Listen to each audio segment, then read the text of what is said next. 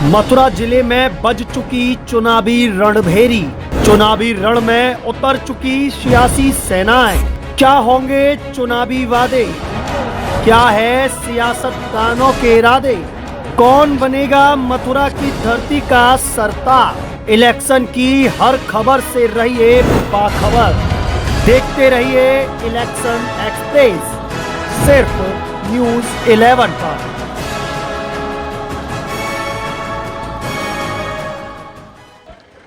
नमस्कार, स्वागत है आपका न्यूज़ 11 में और मैं हूं आपके साथ बलराम शर्मा। लोकसभा चुनाव 2024 का बिगुल बज चुका है और बिगुल बजने के साथ में ही सभी पार्टियों ने अपना अपना कैंडिडेट मैदान में उतार रखा है।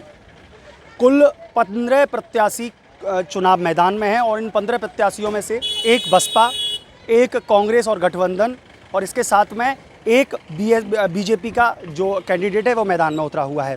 हमारे साथ में इस वक्त भारतीय जनता पार्टी के पवन शर्मा जी, जो कि पूर्व में युवा मोर्चा के जिला मंत्री रह चुके हैं पूर्व में।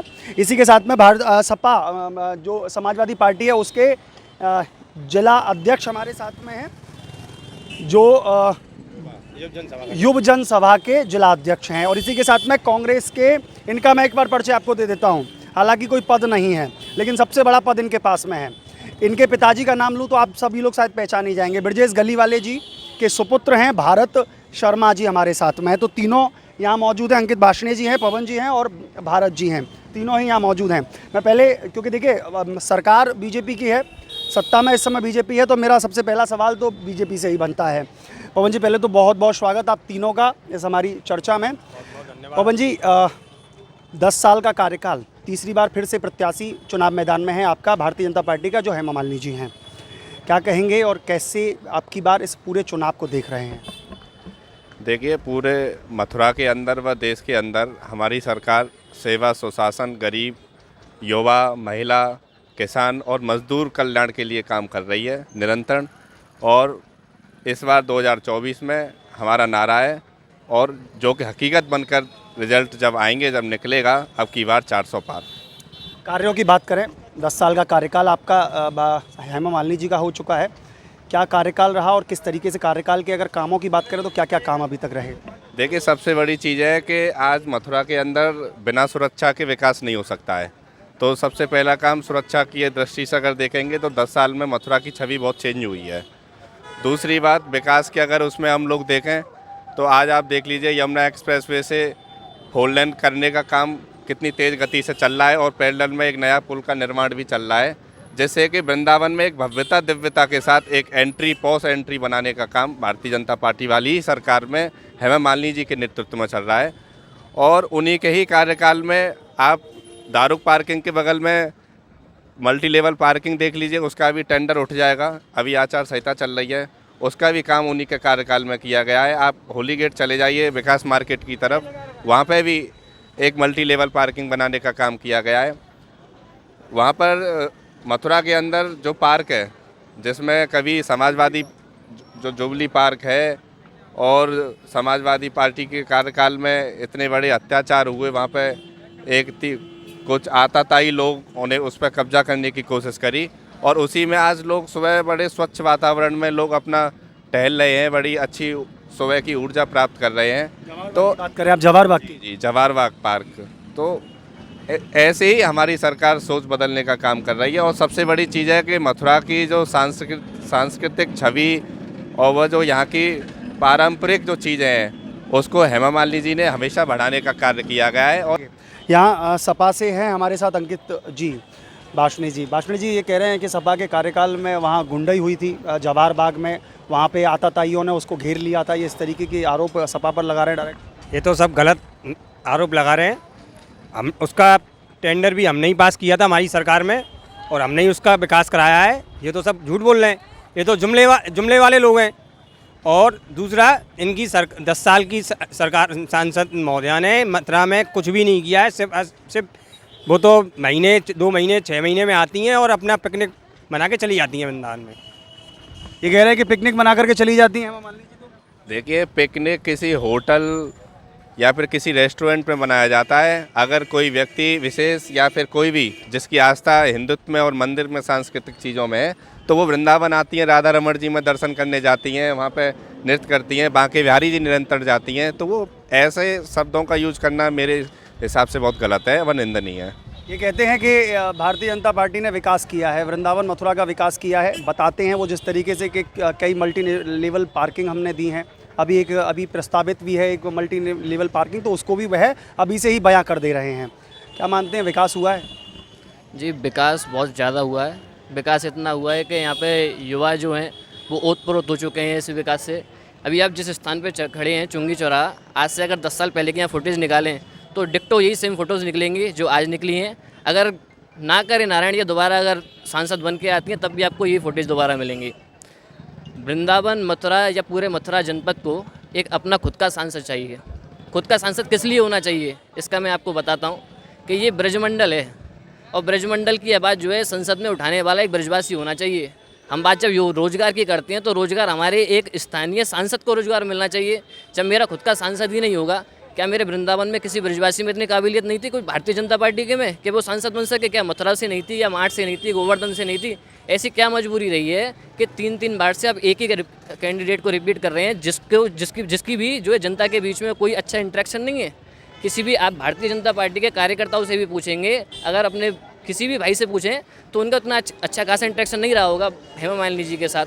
तो अपना खुद का एक कैंडिडेट भारतीय जनता पार्टी अगर देती संसद को, अब आप जीते या हारे वो दूसरी बात है। वैसे तो जहाँ तक है तो हारनी है, हेमा मालिनी जी इस बार हारनी है, लेकिन अगर जीतते भी हैं तो एक अच्छा मैसेज नहीं जाता है। क्यों? क्योंकि अभी 3 बार से एक ही सांसद रिपीट हो रहा है। जब हेमा मालिनी जी सांसद है फिर भी हमको उनसे कोई हेल्प नहीं मिली।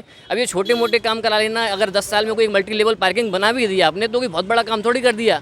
अरे कांग्रेस के ज़माने में मथुरा रिफाइनरी आपके सामने खड़ी हुई है, वो तो ना भविष्य काम है जो ना पहले कभी हुआ ना आगे कभी कोई कर पाएगा। तो ऐसा कोई अगर प्रोजेक्ट आपने लॉन्च किया हो तो आज हमको बताइए। उससे जो है जो रोज़गार मिला मथुरा रिफाइनरी से, मतलब पूरे एशिया में सबसे बड़ी रिफाइनरी रही है। आपके पास कोई ऐसा प्रोजेक्ट नहीं है, तो ऐसा कोई प्रोजेक्ट हो तो आप बताइए। छोटी मोटी पार्किंग बना दी, छोटे मोटे जो है उससे ज़्यादा तो आप नुकसान करने पे तो ले हुए हैं। आज तक कोई ट्रैफिक के लिए प्लान नहीं बना पाए। देखिए वो लगातार उन पर कटाक्ष करे जा रहे हैं। भाई साहब ये तो कह रहे हैं कि भूतो ना भविष्य भी कुछ ऐसा काम करना चाहिए। वो सही कह रहे हैं, कांग्रेस के समय पर भी हमारी जो रिफाइनरी है मथुरा रिफाइनरी वो तैयार की गई थी और आज तक उसकी बराबर तो शायद कोई काम ऐसा हुआ नहीं। देखिए रिफाइनरी एक बार बनाई जा सकती है और जिस चीज़ उसकी तर्ज पर, वो कह रहे हैं उसकी तर्ज पर कुछ ऐसा बड़ा काम, उसकी तर्ज पर क्या बड़ा काम, कॉलेज बनाते, एक मेट्रो बनाते, एक एयरपोर्ट बनाते। मैं बता रहा हूँ, एक मेट्रो की परियोजना यहाँ पे आ रही है, ये भी एक बड़ा काम होता है। और एक दूसरी चीज मैं बताता हूँ, पहले ही रुक गई वो परियोजना। उत्तर प्रदेश में से पहले ही भाजपाइयों ने रुकवा दी वो परियोजना को। उत्तर प्रदेश में एक मेडिकल कॉलेज, एक टिकट लोगों को बाहर से आने वाले तीर्थयात्रियों को टिकट बनने की सुविधा थी, वो काउंटर भी बंद हो गया परमानेंट। कम से कम ट्रेन नहीं चलती थी, उसमें टिकट तो मिल जाती थी, अब तो वो टिकट भी नहीं मिल रही है। और रही बात मल्टी लेवल पार्किंग की, तो हमारी सरकार में सबसे पहले रुक्मणी विहार मल्टी लेवल पार्किंग काम समाजवादियों ने किया था। वृंदावन को एक रेट नगर पालिका बनाने का काम समाजवादियों ने किया था। वृंदावन बस स्टैंड को बनाने का काम समाजवादियों ने किया था। गोवर्धन को तहसील बनाने का काम समाजवादियों ने किया था। वृंदावन को एक्सप्रेस वे से जोड़ने का काम समाजवादी लोगों ने किया था। और मथुरा जनपद में 2000 करोड़ रुपए की सड़क का जाल बिछाने का काम सबसे पहले समाजवादी सरकार ने किया था। बीजेपी ने क्या किया? कुछ नहीं किया। जुमला इनका तो, ये तो जुमले से आए थे और गारंटी से जाएंगे। अब जो नारा दे रहे हैं ना कि मोदी जी की गारंटी, मैं भी कह रहा हूँ ये तो जुमले से आए थे और गारंटी से जाएंगे। आप आज छठीगरा की तरफ से घुसिए, क्या शहर का इंफ्रास्ट्रक्चर है? कागजों पे फैक्टों पे बात करिए। आज नगर निगम का आप टैक्स पूछ लीजिए कि वृंदावन से कितना टैक्स कलेक्ट हुआ है। 18 करोड़ रुपए वृंदावन से कलेक्ट हुआ है। पहले टैक्स ले रहे हैं, टैक्स के नाम पे सुविधा क्या दे रहे हैं वृंदावन के लोगों को? आज वृंदावन के ये बता दें क्या आज पूरे जिले में वृंदावन के ब्रजवासियों को क्या सुविधा देने का काम? वृंदावन के इकोनॉमी एक तरफ है, पूरे जिले की इकोनॉमी एक तरफ है। और उत्तर प्रदेश की सरकार एक जिला एक मेडिकल कॉलेज की गति में आगे बढ़ रही है, जो कि उत्तर प्रदेश में 65 मेडिकल कॉलेज अस्पताल अभी संचालित है और 14 मेडिकल कॉलेज हमारे यहाँ कौन सा मेडिकल कॉलेज बन गया? शर्मा जी का देखिए उत्तर प्रदेश की उसमें, और हेमा मालिनी जी के कार्यकाल में योगी जी द्वारा उसको मान्यता दी गई है। मेडिकल कॉलेज वो अभी बन रहा है और चालू होने वाला है। कब चालू हो गया? चालू हो गया? देखिए, अरे अभी कहाँ चालू हुआ? जाके देखिए, आप मेरे साथ चलिए, गाड़ी खड़ी हुई है। बात करने से कुछ नहीं हो रहा है। ना बिल्कुल ले चलो। चलिए वो कहते हैं, उनकी बात का आपने जवाब दिया। उनकी बात का भी दे दीजिए, ऐसा कोई ऐतिहासिक काम है? देखिए वो ये कहते हैं वो कहती हैं कि भारतीय जनता पार्टी की जो इस समय पूर्व में सांसद रह चुकी है और वर्तमान में जो प्रत्याशी हैं भारतीय जनता पार्टी की, हेमा मालिनी जी, वो एक एक्टर हैं, एक अभिनेत्री हैं, और ऐसे में उनको वृंदावन के लोगों के लिए, मतलब वृंदावन के बच्चों की प्रतिभाओं को उभारने का काम करना चाहिए। उनका ये टिप्पणी बिल्कुल ठीक है। कम से कम यहाँ से भी एक बच्चा अच्छा एक एक्टर बने या अच्छी एक पोजीशन पर जाकर के अपनी प्रतिभा को उजागर करे तो शायद हम लोगों के लिए बहुत अच्छा होगा और हमारे वृंदावन का नाम रोशन होगा। देखिए वो तो ठाकुर बांके बिहारी जी की कृपा है।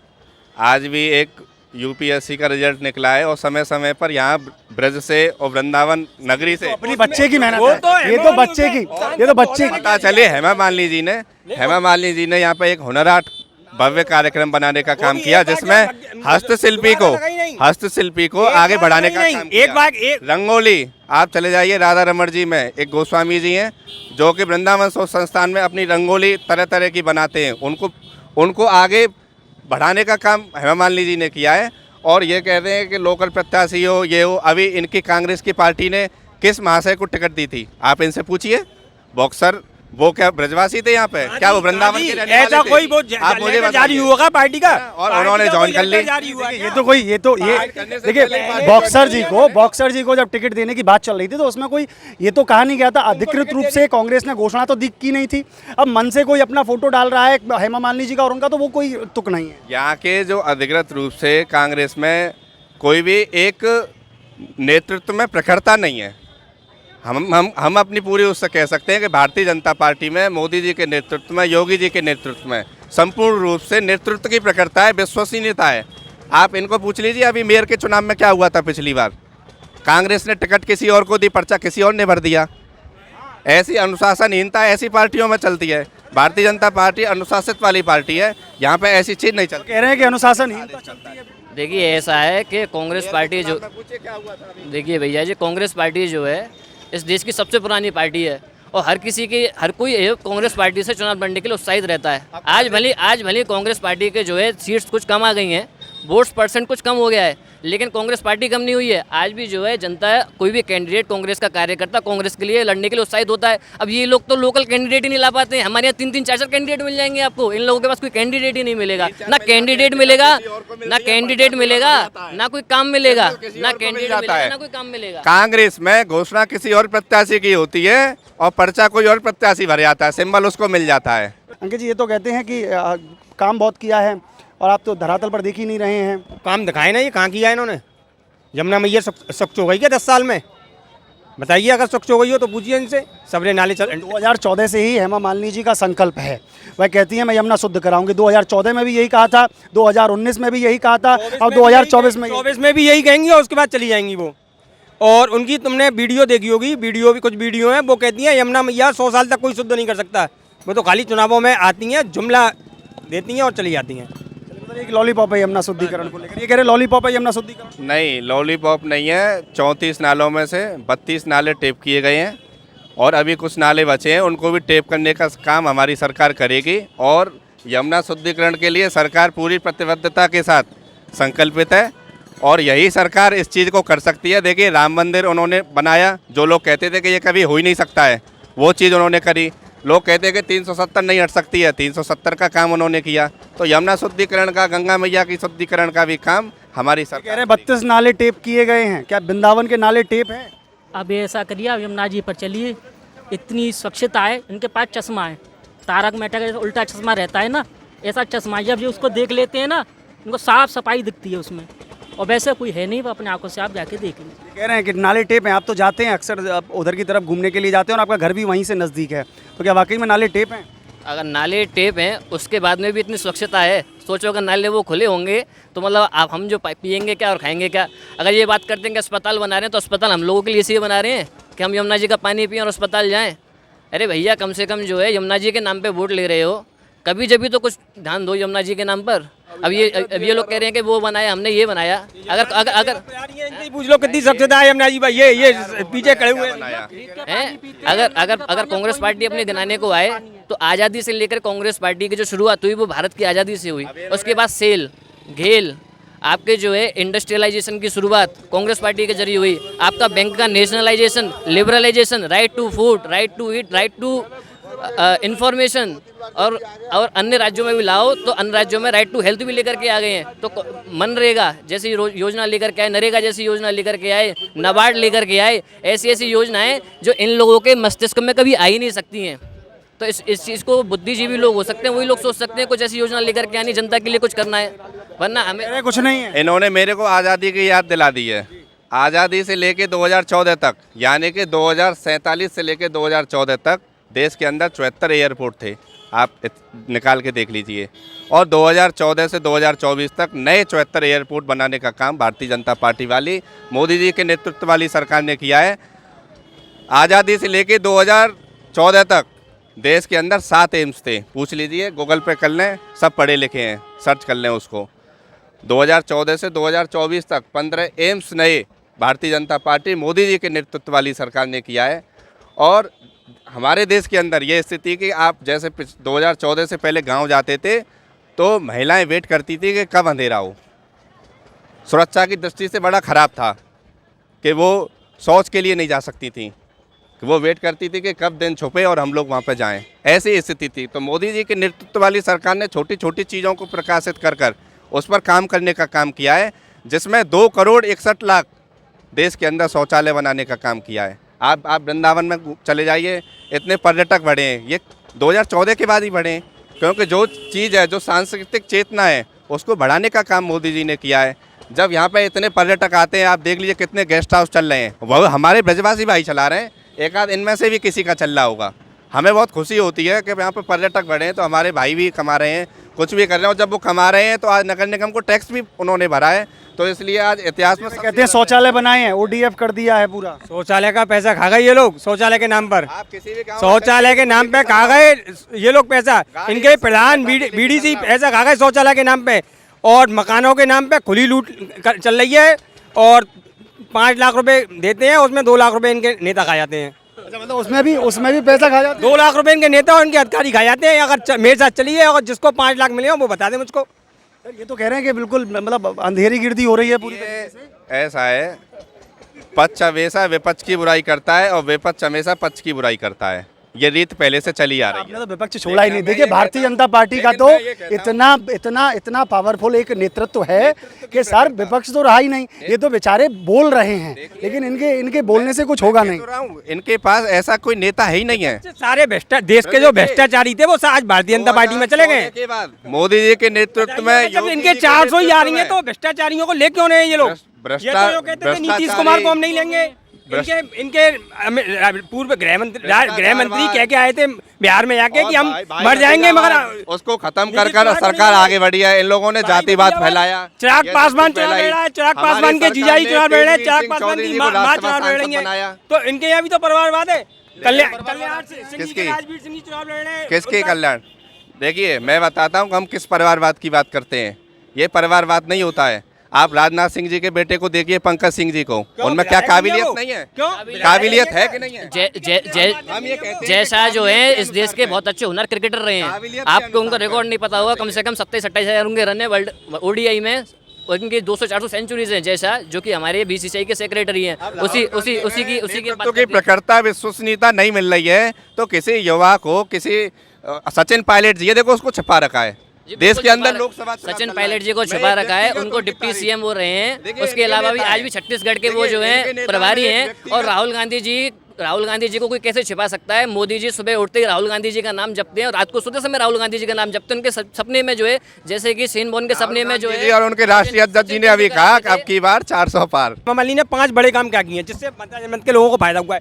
पुल, रही बात ये जो आगामी योजनाएं हैं पवन जी जो आगामी योजनाएं उन्हें मत गिनाइए। रही बात पार्किंग, सड़क, पानी, बिजली, ये तो कोई भी मूलभूत सुविधाएं हैं, वो तो सब देंगे। देखिए, वो अगर 5 काम उन्होंने मतलब 10 साल में कराए हो तो वो बता देंगे।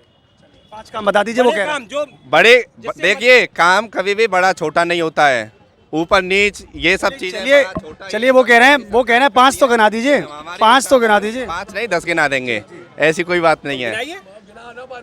यमुना एक्सप्रेसवे से रोड बन रही है, पहला काम। मथुरा वृंदावन के बीच बन रही है 10 साल में क्या हुआ? उसको छोड़िए, मथुरा वृंदावन का चौड़ीकरण क्या ये मथुरा में ये चौड़ीकरण हो चुका है कि नहीं हो चुका ये है? तो कोई भी उससे जनप्रतिनिधि कितनी होगा वो राहत है? करेगा। आप मेरे वो को तो बताइए उससे कितनी राहत है? वो तो कोई भी एक जनप्रतिनिधि सिंगल रोड बनेगा की- वो ही करेगा। आप चौड़ीकरण है, गाड़ी ऐसा मैं तो सूटा बड़े सूट निकल 5 काम जाती पूछ रहा हूँ, है जो LS2 की जनपद के तरह। बड़े जो या क्या मथुरा में एम्स आ गया, क्या मथुरा में एयरपोर्ट आ गया, एम्स भी क्या आ रहा है। मथुरा में डिफेंस कॉरिडोर आ गया? मैं तो 5 बड़े काम पूछ रहा हूँ। उत्तर प्रदेश में तो आ सड़क, गया। बिजली, पानी, उत्तर लाइट, ये तो प्रदेश में कोई तो भी आ गया देगा। Defence corridor. नहीं, उत्तर प्रदेश से क्या मतलब है? आप उत्तर प्रदेश से हेमा क्या मालिनी मतलब जी प्रत्याशी हैं, तीसरी मथुरा बार के किसमें भाजपा आता है? के उत्तर लोग- प्रदेश में आता है? नहीं, नहीं, नहीं। कह रहे हैं मथुरा की मथुरा बताइए, की बताइए। वो कह रहे हैं मथुरा की बताइए। देखिए, मथुरा में क्या दिया है भाजपा वालों ने? मथुरा ये चाहते हैं कि मथुरा अब तो 2-2 सांसद हो गए इनके, एक राज्यसभा वाला भी मिल गया इनको, 2-2 MLC भी और हो गए इनके, 5 विधायक के साथ। देखिए, ये काम, बड़े काम बताएं मुझको। ये 5 जिन कामों की कहना चाहते हैं, ये ऐसे कामों को लाना चाहते हैं कि यहाँ पे हम लोग फैक्ट्री बना दें क्यों?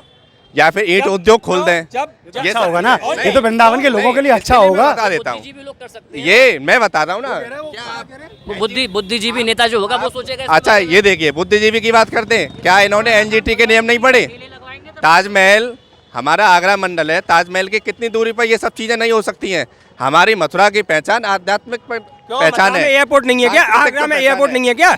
तो एयर- मथुरा में एयरपोर्ट नहीं है। एयरपोर्ट बनना है, कितना विकास हो रहा है आज वृंदावन, कितना वो भी बोल रहे हैं, क्या कह रहे हैं? आध्यात्मिक वो है तो कॉरिडोर क्यों बनना है? गलियों से पहचान है वृंदावन की, तो आप गलियों को ध्वस्त क्यों कर रहे हैं? ये कॉरिडोर का प्रस्ताव क्यों आ रहा है यहाँ पर? वो कह रहे हैं कि वृंदावन, वो बात देखिए बांके बिहारी, देखिए पीड़ा है ये, वो एक आम आदमी है, उनकी एक पीड़ा है कि वृंदावन बांके बिहारी कॉरिडोर क्यों बना रहे हैं। जब आपका ऐसा प्रस्ताव नहीं है, वृंदावन एक धार्मिक स्थली है, तो उसकी धार्मिक भावनाएं हैं, तो उसको क्यों बना रहे हैं फिर? देखिए, धार्मिक भावना यहाँ के ठाकुर जी की है। यहाँ पे पहले मंदिर थे, गलियाँ बाद में बनी है, पहली बात। दूसरी चीज़ है कि यहाँ पे जनता का इतना लोड बढ़ चुका है, इतने पर्यटक बड़ी संख्या में आ रहे हैं, और किसी भी परिवार से कोई भी सदस्य चले जाता है तो उसका खेद हमको भी होता है।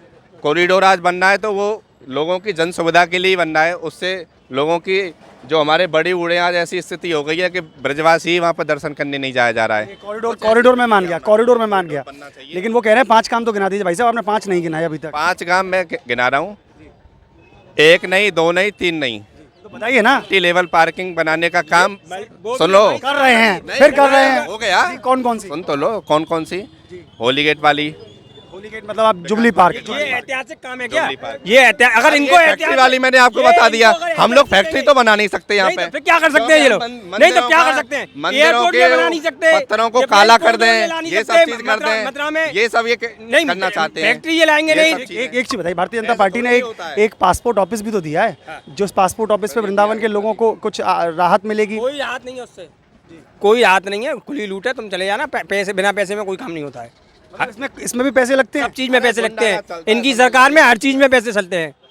गुंडा राज समाजवादी पार्टी का चलता है। अरे मथुरा में खुले में व्यापारी लूटे जा रहे हैं, वृंदावन का व्यापारी की पत्नी की हत्या कर दी गई, आपने तो देखा, खुले में ही तो किया उनको। मथुरा में कम से कम 50 व्यापारियों की गोली मार कर हत्या। वो जेल में है कि नहीं? अरे वो तो जो गोली मारेगा वो जेल में ही जाएगा। देखिए, मैं ये कहता हूँ कि किसी भी व्यक्ति की सोच में कोई भी सरकार घुसी नहीं हुई है या कोई भी विचार घुसा नहीं हुआ है। आज मैं बुरे कर्म करने लग जाऊंगा, मैं ठान लूँ कि मैं इस व्यक्ति को मुझे ये अपराध करना है, तो मैं अपराध कर दूंगा। सरकार की मानसिकता जब पता चलती है, जब उसको सजा मिल रही है कि नहीं। जी यमुना जी के बारे में बताओ। चलिए, मैं देखिए यहाँ एक और बात बता देता हूँ। यहाँ प्रदीप शर्मा जी आ चुके हैं, जो कि युवा मोर्चा के वर्तमान में युवा मोर्चा के नगर अध्यक्ष हैं वृंदावन से। ऐसे प्रदीप शर्मा जी हमारे साथ में आ चुके हैं। प्रदीप जी, ये कह रहे हैं कि यमुना जी शुद्धिकरण को लेकर के हेमा मालिनी जी ने 2014 में भी ये ऐलान किया था, फिर 2019 में भी ये ऐलान किया था, अब 2024 में भी यमुना शुद्धिकरण को लेकर के कह रही हैं, यमुना शुद्ध होगी? यमुना को लेकर मैं आपको कह दे रहा हूँ कि यमुना मिशन का कार्य चल रहा है और बहुत प्रगति पर चल रहा है। ऐसा नहीं है, वो आपको डिस्प्ले पे दिख भी रहा होगा कि कितना प्रगति पे कार्य चल रहा है। यमुना मिशन का कार्य लेकिन बहुत बड़ा प्रोजेक्ट है। आगे 69 नाले यमुना जी में जाते थे, आज एक नेताजी ने 32 कहा, दूसरे नेताजी 69 नहीं, आपकी वीडियो में रिकॉर्डिंग है, दोनों नेताओं को ये नहीं पता कि कितने नाले नहीं, टेप पहले 69 थे, उसके बाद धीरे धीरे कम भी हुए जब भाजपा की सरकार आई। कितने टेप होगा ये बता दीजिए। आज दोनों में से झूठ कौन बोल रहा है? अभी पता लग जाएगी झूठ कौन बोल रहा है। अभी बता, आप बताइए कितने टेप हुए? नहीं रुक जाइए, आप बताइए कितने टेप? 11 नाले करीब अभी रह गए हैं। नहीं, टेप कितने हुए? रुक जाओ, भाई सारे टैप हो गए, आप समझ लो कि कितने। जब चलिए, आप मत खींचिए, आप अंकित जी मत खींचिए, अब मत खींचिए, कोई बात नहीं। पवन जी ने इधर से इशारा कर दिया। जीतू जी इधर आ जाइए। देखिए, वह के पास ले चल रहे हैं। अब एक पार्टी से हटकर एक व्यक्ति भी अपनी अब देखिए, अब नाले को छोड़िए, ये बहस हो गई। ये बताइए, यमुना शुद्ध होगी अब की बार? बिल्कुल होगी, और जब तक शुद्ध नहीं होगी, क्या 2014 की तरह शुद्ध होगी? 2014 2019 की तरह ही शुद्ध होगी? नहीं, बिल्कुल पक्का शुद्ध होगी। और बहुत बड़ा प्रोजेक्ट है। क्या आचमन ये करेंगे सबसे पहले? देखिए, यमुना जी का आचमन तो हम गंदे पानी से कर लेंगे। ये लोग ऐसी बात कर रहे हैं ना, अभी हम चल रहे हैं और पी जाएंगे। सांसद पी लेंगी, अगर इनकी सांसद एक लोटा भर के पी ले तो मेरा हमारी आस्था है, वो हमारी आस्था है, उसमें हमको गंदगी नहीं। उनका क्वेश्चन है, सांसद पी लेंगी? ये सब तो आरओ का पानी पिवा देंगे टीवी पर, और वृंदावन मथुरा के लोगों को कौन यमुना जी का पानी पीता है, ये बताइए। शुद्ध हो तो आप चलो हमारे साथ। देखो, सांसद जी पी लेंगे या नहीं पी लेंगे, हम अपनी बता रहे हैं। हमको गंदगी नहीं दिखती है उस पानी में, लेकिन इन लोगों की मानसिकता ऐसी है कि गंगा जी में गंदगी दिख रही है, यमुना जी में गंदगी दिख रही है। इनको क्या है? फिर वही बात, उसी वाली बात पे आ गए। पूर्व सरकारों ने जब कुछ नहीं किया, कुछ भी नहीं किया, हमारी सरकार ने कम से कम ज्यादा से ज्यादा नाले बंद तो कराए। आप लोगों ने तो सारे नाले उसमें डाल दिए। आप खोल के देखिए कौन की सरकार में बंद हुए और कौन की सरकार में अभी तो नहीं। मेरे पास 30-40 समस्या आ चुकी हैं अभी तक। मेरा कर्तव्य पथ फाउंडेशन चलता है, उस पर शिकायत आती है। इनकी विचारधारा के लोग रात में जाते हैं, उनको खोले आते हैं। ऐसे वो कह रहे हैं कि आपकी विचारधारा के रात को जाकर के खोलाते हैं। तो ये दिखा दें, अगर ये वीडियो कैमरा तो लग रहे होंगे इनके यहाँ, क्यों? तो दिखा दें। कह रहे खोले आते हैं नालों। भैया ये हमारा भाई है, ये यमुना जी की पूजा करता है। अब ये बताएगा कि कितनी स्वच्छता है, कितना क्या है भैया स्वच्छता है। स्वच्छता के लिए क्या करना चाहिए? स्वच्छता है, यमुना जी में स्वच्छता नहीं है कभी। ये नाले बह रहे हैं, वो तो कह रहे हैं नाले टेप करा दिए। और किस वजह से है? हाँ, नाले बंद करा दिए, वो तो कह रहे हैं। और नहीं, कूड़ा गंदगी भी तो पड़ा हुआ है। ये भी पूजा कर रहे हैं। जी जी, राधे राधे। कोई टेप वगैरह ना है, चीर घाट पे खुले में बह रहे हैं दोनों, कोई सब जगह बह रहे हैं। हम अपने यात्री को आचमन भी ना करा सके ले जाएंगे। तो कह रहे हैं, देखिए ये तो पंडा समाज से है, ये तो पंडा समाज से हैं। ये कह रहे हैं कि नाले तो खुल रहे हैं, कहीं टेप ही नहीं है। मैं प्रदीप जी से पूछ लेता हूँ। भाई साहब, ये तो प्रत्यक्ष है, आप कैमरा लेकर वहां जाइए, कितने नाले अंदर। यहाँ तो देखिए, पंडा समाज के लोग कह रहे हैं, ये तो प्रतिदिन जाते हैं, ये श्रद्धालुओं को लेकर के तो प्रतिदिन जाते हैं। ये तो कोई पार्टी से भी मतलब नहीं है इनका। तो एक एरिया वाइज होता है कि आप केसी घाट पर जाइए, आप देखो वहाँ सुविधा कितनी है। आप वहाँ के महिलाओं से पूछो, वो पहले बता देंगे पहले क्या था आज क्या है। मला बेचारे गाली दे रहे, एक बार जाके देखिए, उनके लिए क्रूज आ गया है। वृंदावन में यमुना जी पे अय्यासी करने के लिए क्रूज आ गया है। मला तो बेचारे परेशान है, उनकी रोजी विकास को अय्यासी बता रहे हैं।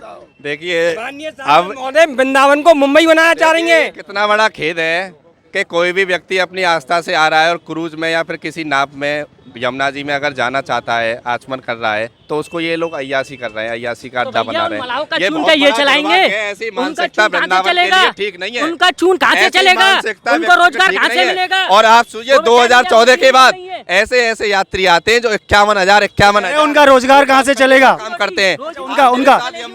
उनका सुनिए, वो क्या कह रहे हैं, वो क्या कह रहे हैं। कहाँ से चलेगी? चलो यमुना जी चलिए, पैसे के लिए। पहले आदमी कमाता था, सुनिए, 6,000 रुपए। पहले आदमी कमाता है 6,000 रुपए। सुनो, 10 साल में उसने बढ़ा के उसकी इनकम हो गई 10,000 रुपये। पहले आता था आटा 20 रुपए का, अब कितने का आ रहा है? 40 रुपए का। तो उधर तो दोगुना हो गया, और यहाँ कितना बढ़ा ये देखिए। तो भैया महंगाई देखिए, वो उन्होंने महंगाई को छेड़ दिया है। वो कह रहे हैं महंगाई बढ़ रही है। पेट्रोल 90 से नीचे हुआ ही नहीं अभी तक नहीं हुआ है। सिलेंडर इनकी नेता नौकर के जाती थी सिलेंडर लेके, अब 1,050 से अब खा गई वो। मथुरा के अंदर नगर निगम की बस देखी है, भगवा कलर वाली इलेक्ट्रिक, 250 रुपये में पूरा मथुरा और बरसाने तक दर्शन करा के लेके आती है। महंगाई को बता रही है। नहीं, मैं सुविधा बता रहा हूँ। ये महंगाई करते रहे, मैं जन सुविधा बता रहा हूँ। लेना देना नहीं है, कितनी महंगाई हो जाए। आज वृंदावन के अंदर कितने ई रिक्शा हैं?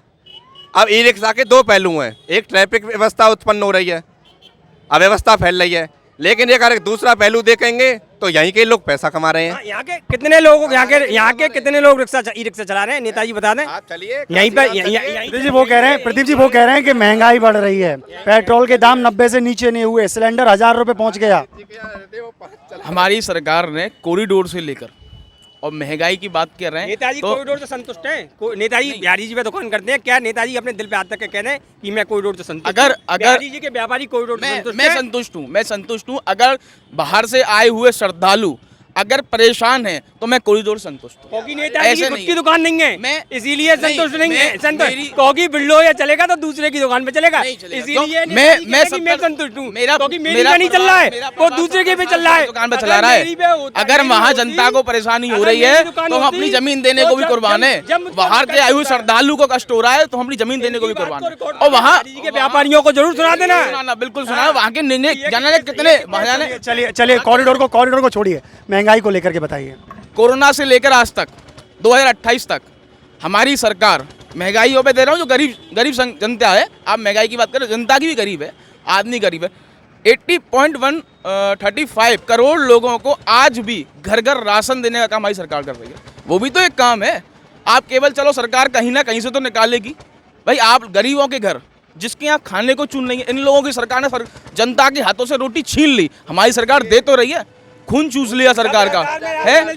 सब सरकार में ऐसी फ्री सरकार ने नहीं दिया। 80.35 करोड़ लोगों को हर घर फ्री हर महीने राशन। मतलब देश का हर आदमी भिखारी है, देश की 80 करोड़ लोग भिखारी हैं, नहीं हर आदमी।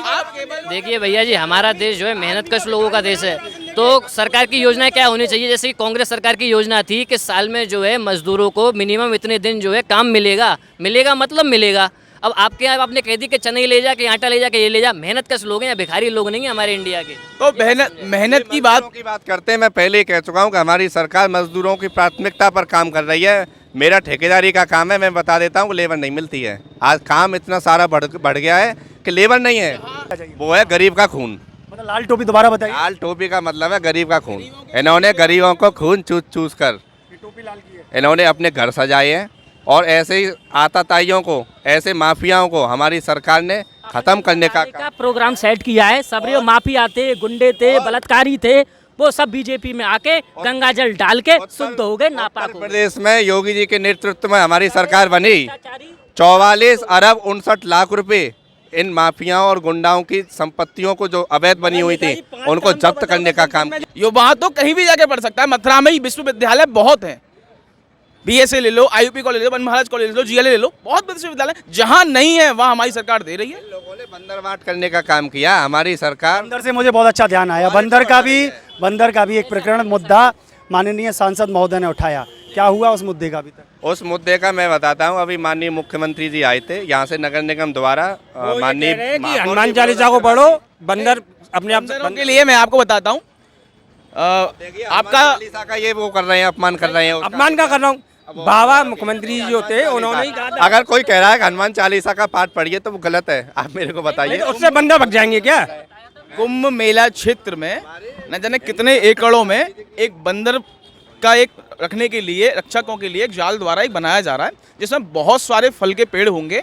आने वाले भविष्य में आपको दिखेगा, बहुत पेड़ होंगे वहाँ पर। यात्री परदेशी आएगा तो उसको देखेगा भी, तो वहाँ वृंदावन में पैसा। अगर बंदर मानेंगे तो कुंभ कहाँ लगेगा? कुंभ एरिया में कुछ छोटा बीन बजाता है कि मैं तो बीन बजाऊंगा और मेरे नागराज आएंगे, उसका भी ये हाथ से उड़ाएंगे ऐसे ही।